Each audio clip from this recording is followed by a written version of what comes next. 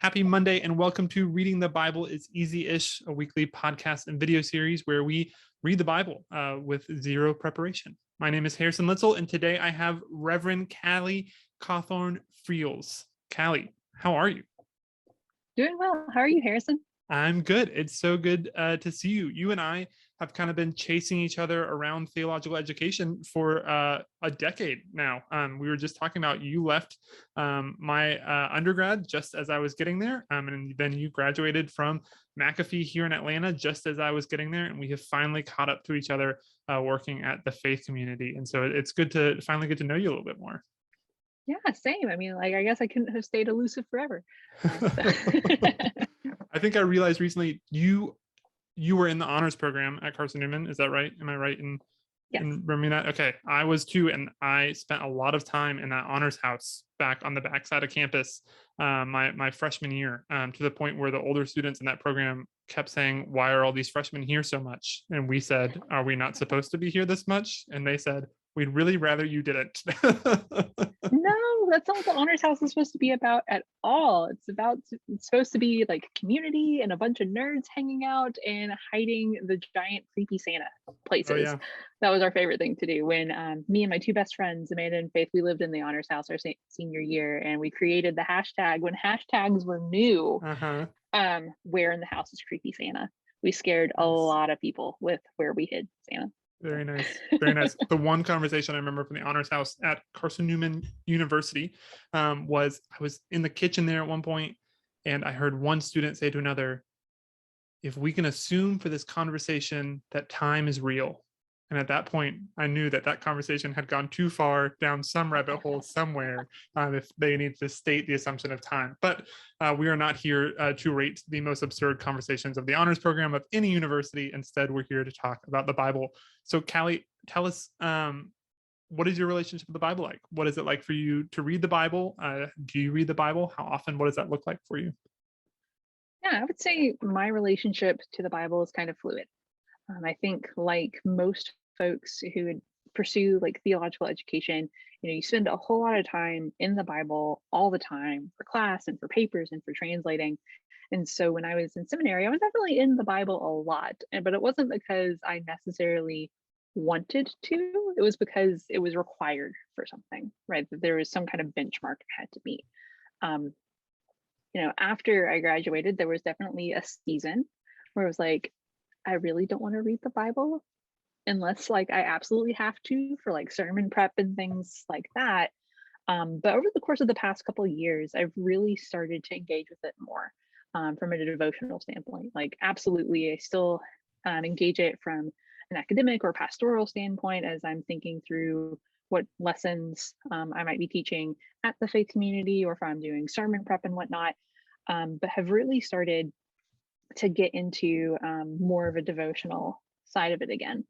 And for those of you who maybe have kind of a similar relationship with the Bible, where some seasons it's just really hard to get into it, and some seasons, are easier than others, I have found this resource to be incredibly helpful. So this is Celtic Prayers from Iona. It was put together by John Philip Newell. He does a lot of writing on Celtic spirituality. And what he's done here is he's taken the lectionary and combined them with different daily prayers that they say on the island of Iona in the Abbey there. And so like you would have Monday, you'd have some prayers that you would do in the morning. There would be some lectionary passages that you would read that morning and meditate on, and then conclude with a time of prayer. And then the evening, there'd be some prayers that you do. You revisit those passages from the lectionary, meditate on them for a moment, and then close with some prayer. So it's nice because I don't have the pressure on me to decide what I'm reading that day. The book decides, which is really helpful, and it's small. So it's not something that's terribly overwhelming, which I think some devotional type things can be. So I've found that to be an incredibly helpful resource as I'm getting back into devotional reading for personal reasons for the first time in a while. Yeah. Like two of the things that you kind of mentioned there was having somebody else choose what you're reading from the Bible has been so helpful to me as well. Like that, just kind of that pressure of where do I start? I haven't read this book in a while, but it's because I don't really like this book as much, or I feel like I read this one a lot. Should I revisit it? It just feels like a lot of pressure, especially if you haven't been reading the Bible for a season, kind of getting back into it. So it is nice to have somebody else kind of help you make those choices. I have also found a lot of help in different times of engaging with a spirituality outside of my own tradition, right? Of Yeah. talking about Celtic spirituality. There are times that I just feel like I'm in a rut or I'm frustrated or things like that. And then I remember that the Christianity that I grew up in is a specific type of Christianity. It's regional, it is denominational, and all these things. And there are all of these different ways to express our faith around the world and throughout the past Mhm. 2,000 years. And to kind of engage some of those can be really helpful. So I appreciate you sharing that resource with us. Yeah, absolutely. And in terms of like, exploring other kind of branches of Christianity and whatnot, yeah, that absolutely would not have been something that my incredibly charismatic evangelical youth group would have introduced us to. They would consider it a little bit too rigid, I think. So it's been refreshing to get to explore Yeah. things that I didn't grow up in. Yeah, that's great. That's great. Thanks for sharing that. So today I asked Callie if she wanted to do Old Testament or New Testament. She said, surprise me. So we are going with the Old Testament. Callie, you chose the NIV. Any particular reason the NIV Bible is the version of choice for you? Yeah. So the NIV for me, I think, has always just been a bit more approachable. And then my particular NIV, I have a pretty close relationship with it. I worked as a summer camp counselor for a long time, and this was the Bible that was in me or with me in the woods in all of the hardest times when it was pouring down rain and the kids were crying. You got to figure out how to help them make it through that moment. So it's purely sentimental, is Mm. why I went with the NIV for today. Yeah, no, I appreciate that. I think that our relationships with physical Bibles can rarely be understated. I have a copy here. This was my grandmother's Bible, and I have it Mm, here close at hand because it has her handwriting in it, and I can mm. see what she thought about different things and stuff like that just by kind of flipping through those pages. And I think that physical copies of Bibles are often lost when we read off of iPhones, which is what I'm going to do now. Our passage for today is Exodus 34, verses 29 and 35. This is the conclusion of this chapter of Exodus. This is the passage. When Moses came down from Mount Sinai with the 2 tablets of the covenant law in his hands, he was not aware that his face was radiant because he had spoken with the Lord. When Aaron and all the Israelites saw Moses, his face was radiant, and they were afraid to come near him. But Moses called to them. So Aaron and all the leaders of the community came back to him, and he spoke to them. Afterward, all the Israelites came near him, and he gave them all the commands the Lord had given him on Sinai. When Moses finished speaking to them, he put a veil over his face. But whenever he entered the Lord's presence to speak with him, he removed the veil until he came out. And when he came out and told the Israelites what he had been commanded, they saw that his face was radiant. Then Moses would put the veil back over his face until he went in to speak with the Lord.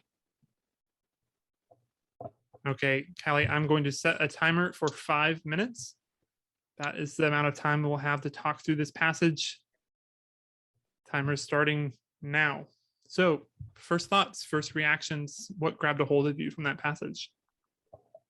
Yeah, I think for me, the thing that stood out the most was the repeated use of the word radiant, which is probably why the editor puts that heading, the radiant face of Moses, at the top of it. But it just really made me think about how, like, when folks are really intentional with their spirituality and making sure that they're loving others well and that they, take time to dig into worship, like, you can tell, like, there's just something about their countenance. You know what I mean? When you encounter someone who's just really peace filled, like, you can see it on their face. And so that's just kind of what I kept coming back to, is just like, when you encounter so much love, when you encounter so much divinity, like, it can't not rub off on you. Mm. So that's probably the thing that stands out to me the most in this moment. How about you? Yeah, I said the word radiant a lot. I think I remember this being a part of the story of Moses, that his face, this kind of radiance and the veil. I don't think I realized it seems to imply that for the rest of his life, as he went back and forth with God, this was his reality, that he, like, from here on out, he wore a veil around the people because his face was continually radiant. This wasn't just Mhm. one special instance, but this was the reality for the rest of his story, which I don't think I've really made that connection before. But I appreciate what you were saying of you're right that you have conversations with people, and when they bring in their faith, or when they talk about their prayer, or when they talk about God, it's like, oh, this is big. Like, this is real for you. Like, this is a Mhm. big part of who you are, and you are sharing that with me. And you can just tell immediately, as that kind of comes through that person, the way that they express their faith and their prayer, the way that they express their relationship with God. And I do like this kind of visualization of that with Moses, that kind of radiant face, and how it made the Israelites even a little uncomfortable. It seems that they didn't really know how to handle Mhm. that.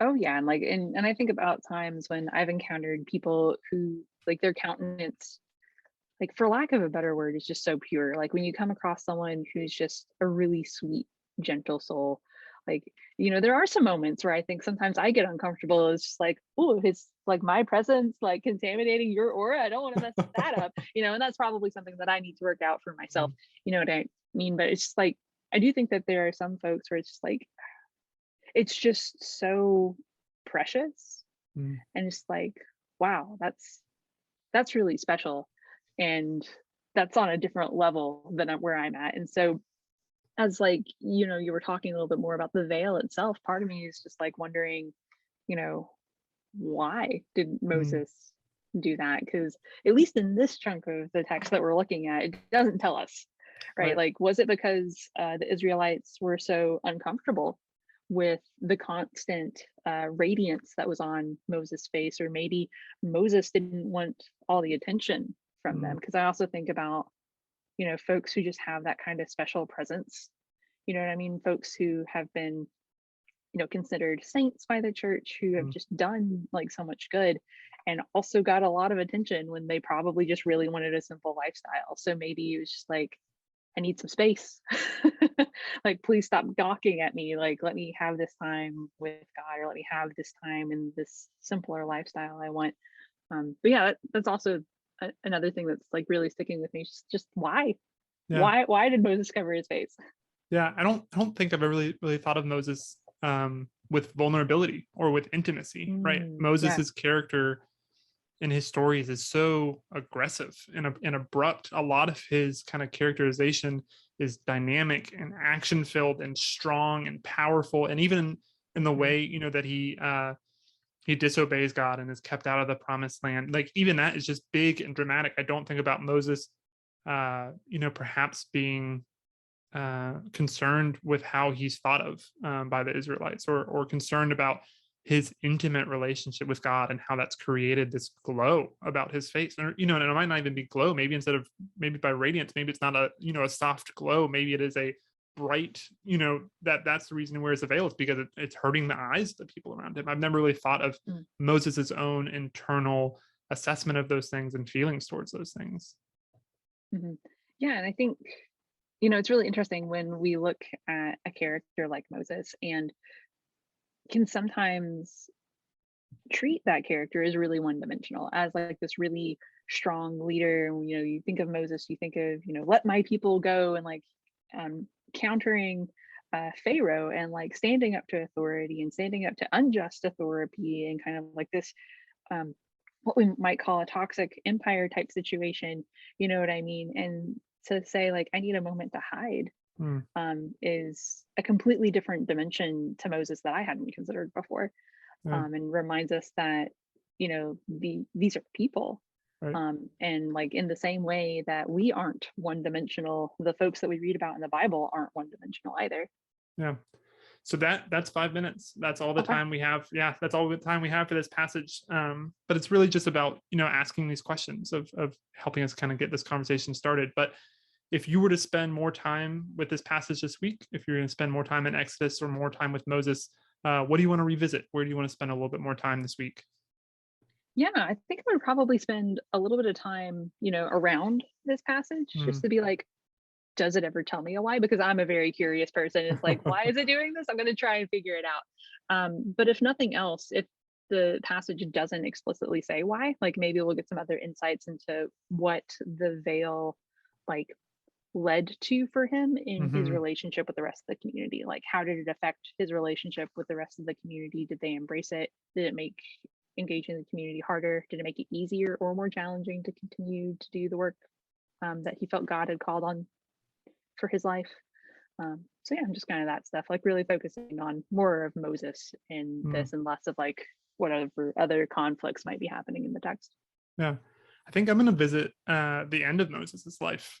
You've got me really thinking Mm, about Moses's vulnerabilities. And I think kind of revisiting the end of his life and kind of the disappointment that's there, and what that looks like. I kind of just want to revisit that story. And I think that that might be a way for me to reintroduce the idea, like you said, of Moses as a real three-dimensional person, rather than just a characterization that I assigned to him. And I hope to kind of build a more robust picture of him through mm. that exercise. But Callie, thank you again for joining me for this. If folks want to hear more from you, if they want to learn more about you or connect with your ministry a little bit more, what is the best way for people to do that? Yeah, absolutely. You can follow me on Facebook. I have a public like author Facebook page. It's just Callie Cawthon-Freels. You can search for that. You can also check out my website, reclamationtheology.com. So you can check out any of the events that I'm doing. I actually have a book coming out, which is really exciting. It's called Reclamation, a queer pastor's guide to finding spiritual growth in the passages used to harm us, where we look at the clobber passages and look for kind of well, definitely affirming and like encouraging lessons that we might learn from those once we remove like the hate of the lens of hate and discrimination that we're Mhm. normally introduced to those verses with. So I'm really excited about that. So you can check out more about the book there. But yeah, my Facebook page and the website reclamationtheology.com are the two best ways to get in touch with me. Awesome. And we will link to your website for sure in the show notes so people can find that easily. I have pre-ordered your book. I am so excited about it. I'm really looking forward to it. I encourage folks to do the same and check that out. That is it for this week. We hope that this show continues to encourage folks to read the Bible. We hope that you enjoyed it. If you've made it this far, go ahead, like, subscribe, share with anybody you think would enjoy this conversation as well. And we hope to see you next week. Until then, keep on reading the Bible.